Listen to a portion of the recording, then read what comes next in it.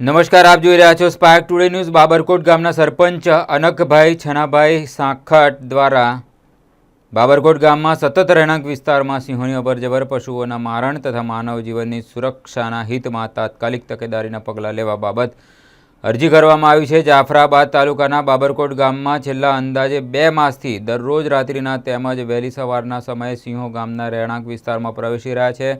સિંહો દ્વારા ગામના પશુઓનું સતત મારણ કરવામાં આવી રહ્યું છે, જેના કારણે ગ્રામજનોમાં ભારે ભય અને દહેશતનો માહોલ સર્જાયો છે। તાજેતરમાં જ અમરેલી જિલ્લાના તથા ખાસ કરીને રાજુલા જાફરાબાદ વિસ્તારની આસપાસ સિંહો દ્વારા માનવ પર હુમલાની અનેક ઘટનાઓ પણ સામે આવી છે।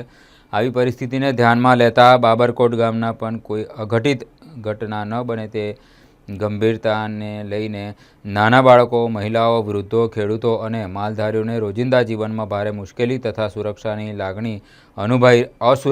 લાગણી અનુભવાઈ રહી છે। તેવામાં આ વિસ્તારની પરિસ્થિતિ સારી રીતે પરિચિત અનુભવી ટ્રેકરો અને વનકર્મીઓની બદલીઓ કરવામાં આવી હોવાનું જાણવા મળ્યું છે। હાલમાં ઉપલબ્ધ વન સ્ટાફની સંખ્યામાં પણ પર્યાપ્ત ન હોવાથી સિંહોની અસરકારક દેખરેખ, ટ્રેકિંગ અને સમયસર રેસ્ક્યુ કામગીરીમાં મુશ્કેલીઓ ઊભી થઈ છે। જનહિત અને જાહેર સલામતીને પ્રાથમિકતા આપી કાર્યવાહી કરવામાં આવે તેવી માંગ ઉઠવા પામી છે।